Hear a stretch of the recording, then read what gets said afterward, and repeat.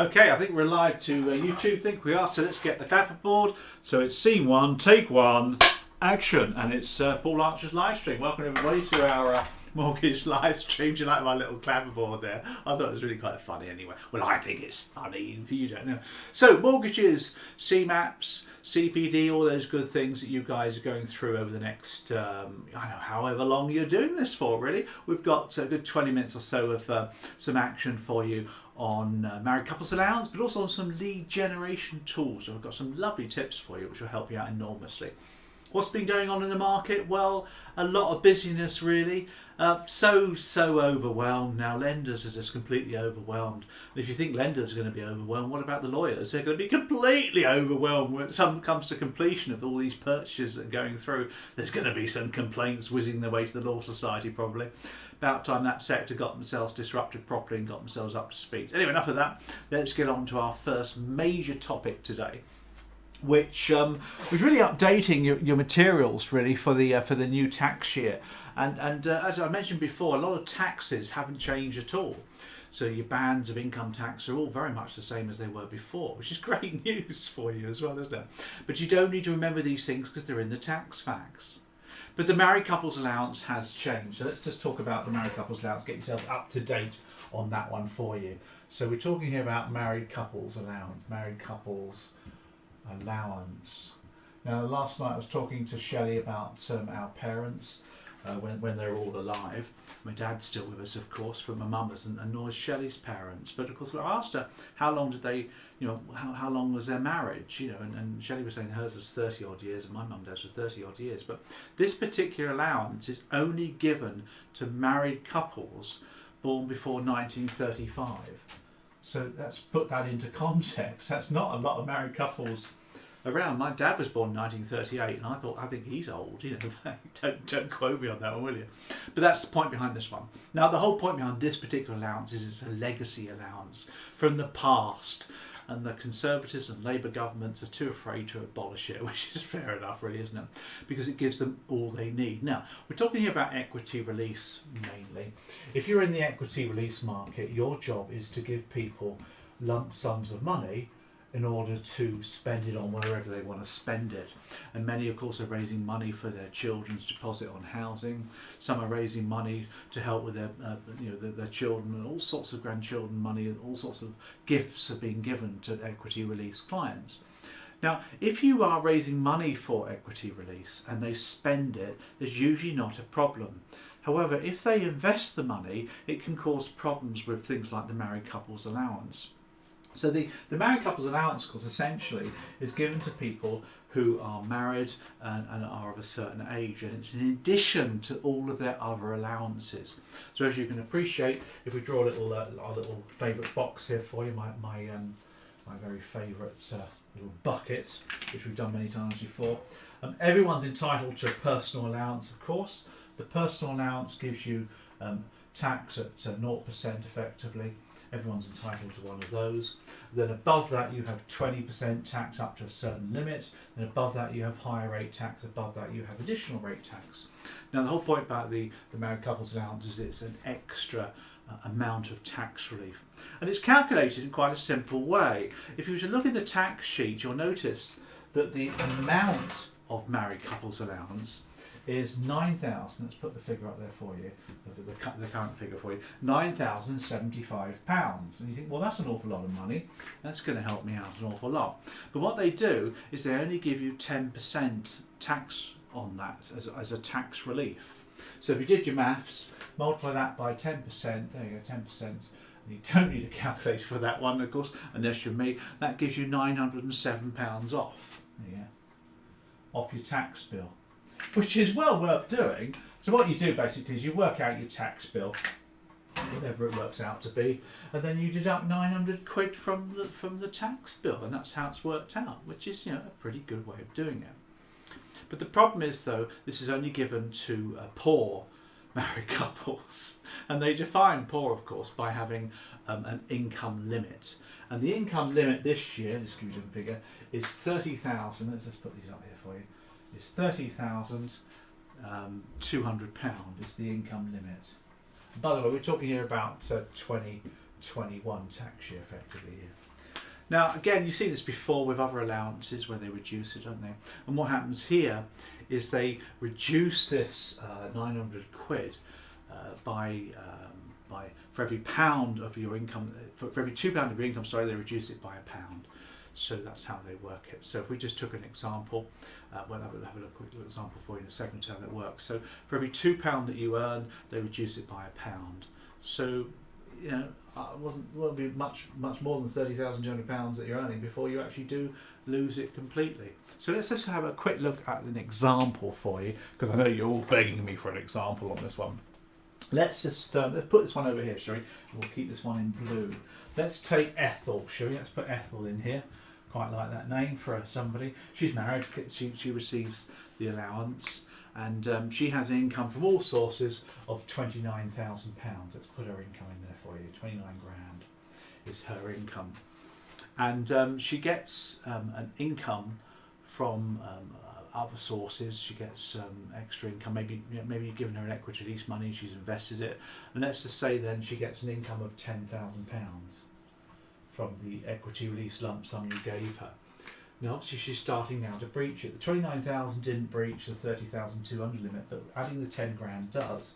So that gives us a grand total income of 39,000, which, as you can appreciate, has breached it. She's in excess of this allowance figure. So how much is she in excess of it? Well, you can do your maths if you want to. Let's get a red pen over here. I make it, she's breached it by £8,800. There you go. It is in excess. So all they do then is they divide that by 2, and that gives me, again, you don't need a calculator for that one, 4,400, which is the amount of allowance that she's entitled to. I mean, that's what, you know, that's the limit. So you deduct 4,400 from the 9,075. So take 9,075, which is, you know, this is the allowance itself. Deduct 4,400, because that's how much she's breached it by. That gives me 4,675. At 10%, I've now got £467. So you can see, therefore, how that works. That pretty much, guys, is the married couple's allowance. It's just extra. It's handy. Obviously they lose it as soon as they start earning that sort of money, but the key message there is if you're providing equity release lump sums and they invest it for income and they produce income, the income gets added to their pensions and things, you could well lose this extra allowance with this 30,200 limit. So be very careful about doing that. That endeth that topic. Bye. Did you like that one, did you? Nice and easy really, wasn't it, at the end of the day? Just a small one. But as always, of course, this information is in the tax sheet. You get it all in the tax sheet, so you don't need to remember these figures. You may get a calculation on it, because especially in the equity release exam you might do. Unlikely would you get one in CMAT 1, but a knowledge of the married couple's allowance will be needed in CMAT 1, because you do need to know about these things, of course, which we've talked about many times before. Okay, let's get into the topic now.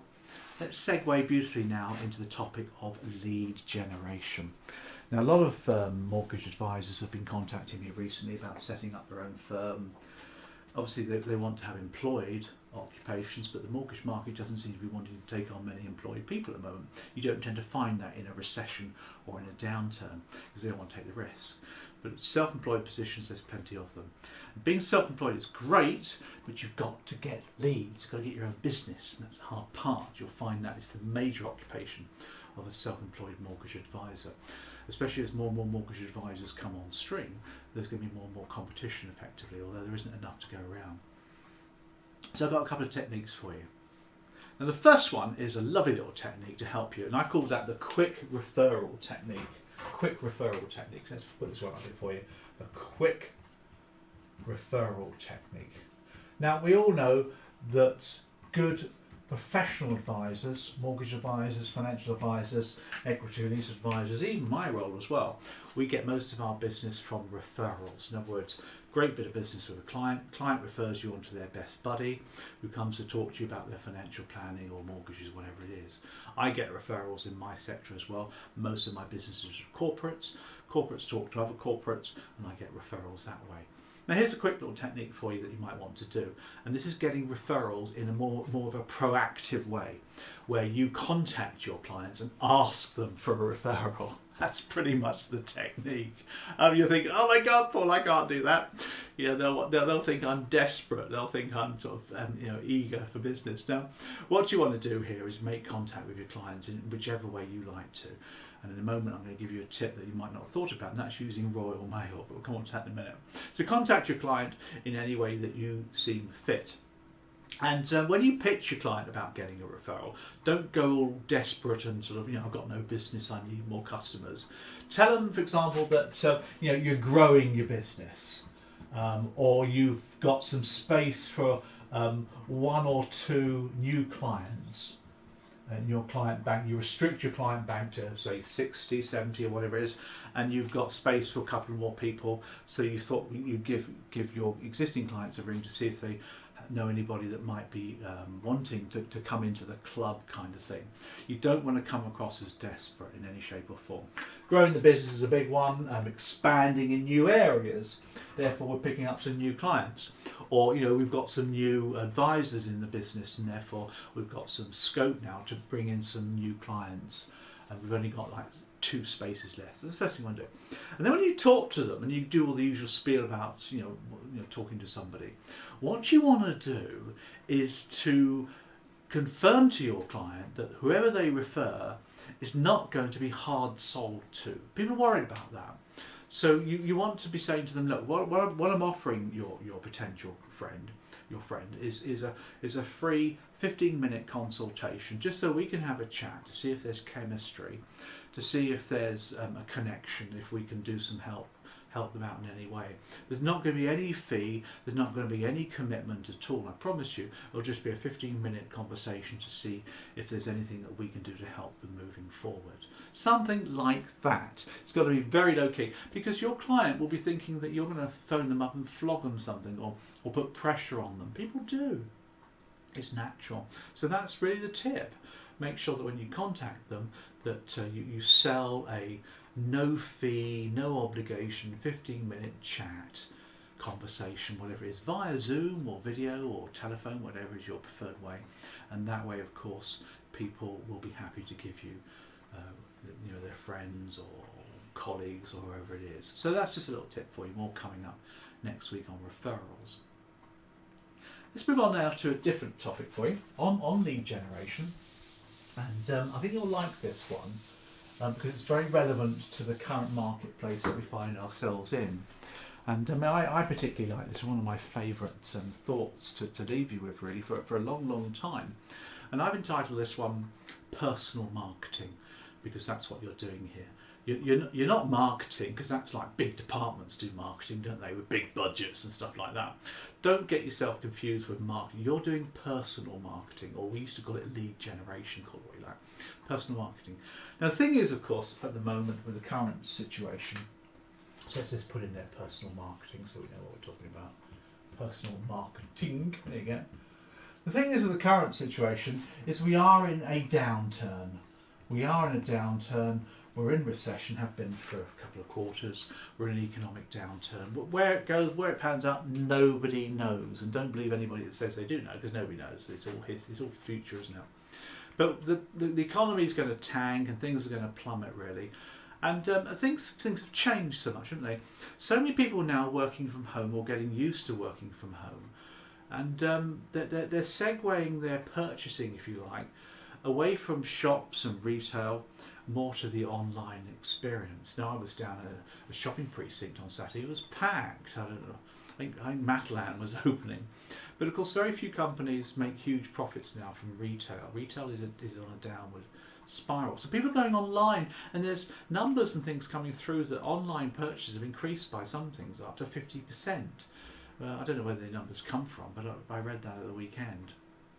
So what we're saying here is that we do need to start promoting our online service. Now, if you're in the mortgage advising, financial advising, you will do online meetings, you'll have online consultations, online chats, online meetings, and it's all done digitally online. And you have a website, of course, that you want people to go to in order to get business, and it's your website that you want to attract so that you get your leads that way to sell your online offering.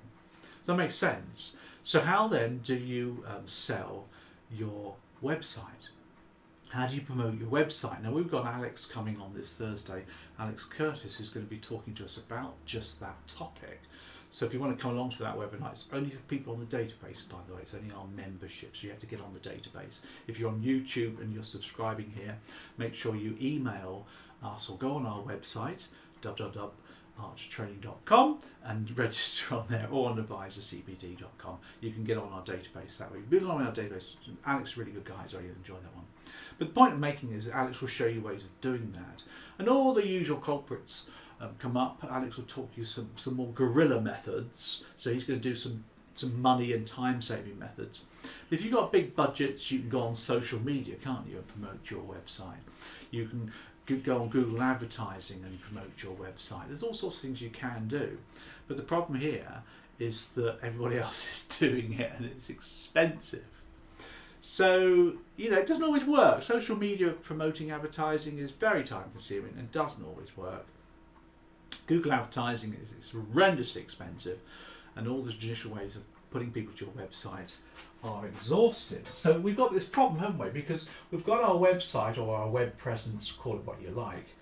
You want people to go on there to find you in order to get a lead that way. So what's happening is that companies are more and more now using traditional media to promote their website. We were watching telly last night, watching a couple of films, and the advertisements came on, and they're all online companies selling their products, but they're not selling their product, they're selling their website address. That's all they're doing.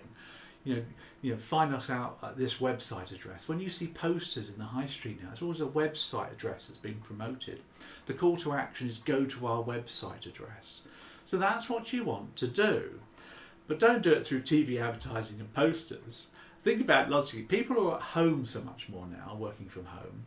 Hundreds, thousands of people are doing so. So people are doing more homey things. Now, every now and then I nip upstairs to take a look at the post. When the post arrives, it's quite exciting. I have a look at it and I read it.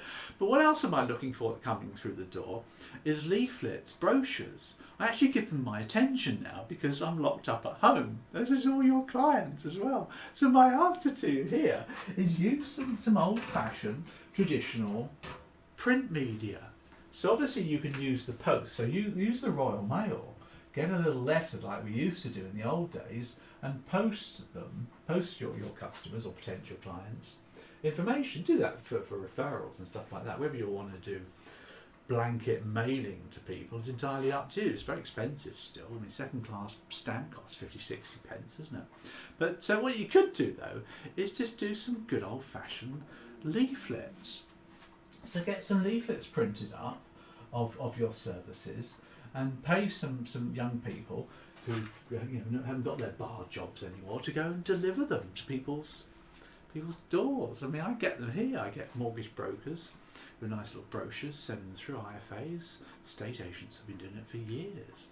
And the point is, though, people are actually reading these things. So, leaflets, brochures, not your business card, that's a bit cheap, isn't it? But something that tells about you and what you offer and draws them to your website. That's the whole point behind that. And once they're on your website, you can then capture their email and start to do some proper lead generation. Once you get their email address, you can then email them things and free stuff, and eventually go for an appointment that way. But that's just the idea, really. That's the counterintuitive, isn't it? And by the way, there's printers out there desperate for business, online printers. They'll do you a leaflet. They'll do you 2,200,000 leaflets for £1. Actually, it's not really that cheap, but it's not expensive. And if you're no good at graphics, which I'm appalling at graphics, I use Fiverr.com. That's Fivvr, I think it is, or Upwork. There's various online sites you can go to get people doing for you. I use a dude in Indonesia, does all my graphics work. He or she does it beautifully, sends it to me as a JPEG, and you pay them $5 or whatever it is. and that way you can get these things done very quickly, very simply and easily. Get them printed off. You can do deliveries yourself. You want some exercise, can't you? Or just pay somebody to do it for you. So that's the answer for you. A little personal marketing tip. Hope that's been useful. Bye. Alright, did you like that one, did you? So there's some good lead generation techniques coming in over the next few weeks. Going to focus on that topic with you because I think it's a really good topic to focus on. Remember, just a call to action here for you. If you're on YouTube, make sure you subscribe so you can see these things directly. Get onto our database by going to our website, advisorcbd.com. You can sign up for the database there. If you get on the database, we'll be emailing you about Alex's webinar on Thursday. Really excited about that one. He's a top-notch dude, actually, is Alex. He'll give you some really good methods of doing some personal marketing using your website and the online methodology. So that's coming up this week. If you're looking to do your CMAPs, we've got boot camps going on all the time with some excellent stuff to help you through the way. And these things, of course, every week to update your CPD. Apart from that, I better go and check the post, haven't I? See anything exciting rather than just a takeaway pizza or something or kebab or whatever it is tempts my excitement. So I'll see you all next week. Bye.